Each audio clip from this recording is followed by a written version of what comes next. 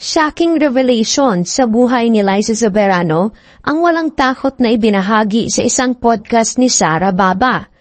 Mga pang-aabuso, galit at mga hinanakit, first time na ibinahagi ni Liza sa publiko. Mind your own business. Yan ang statement na gigil na sinabi ni Liza sa lahat ng mga taong mas pinili siyang laitin at husgahan imbis na unawain at alamin ang tunay na sakit na kanyang pinagdaanan. Narito ang buong detalye.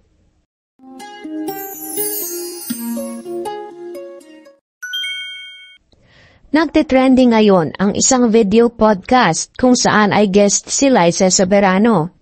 Hindi ito ordinary interview na question and answer. Ang buong palabas ay may therapeutic setup. Dito mapapanood si Liza na parang sumasailalim talaga sa isang mental health therapy session. Sa panimula ng video, inamin ni Liza ang mga matatagal na nabaong mga trauma, ang mga pang-abuso at emotional neglect sa kanya noong kanyang kabataan. Nagsimula ang lahat sa pagiging dysfunctional ng kanyang pamilya sa murang edad niya. Ibinahagi ni Liza na bata pa lang sila nung magkaroon ng drug addiction ang kanyang nanay, habang ang kanyang tatay naman ay nagkaroon ng mga patong-patong na kaso sa Amerika hanggang tuluyang itong ma-deport.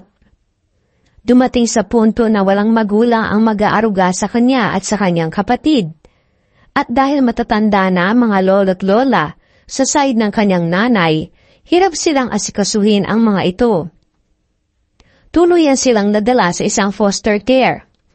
Kinupkup sila ng dating kaibigan ng kanyang nanay, ngunit dito naranasan ni Liza ang mga pang-aabuso na nagbigay sa kanya ng trauma. Nariyan daw ang ituring siyang parang aso. Padilaan sa kanya ang dumi ng aso at hindi pakainin ng ilang araw. Gutumin at patulugin sa garahe at marami pang iba. Tumagal daw ito ng halos 8 buwan. Maigi na lamang daw ay nagkaroon siya ng lakas ng loob na magsumbong sa social worker na regular na nag-check up sa kanila. Awa ng Diyos at napunta sila sa kanilang mga lolo't lola sa side ng kanyang tatay.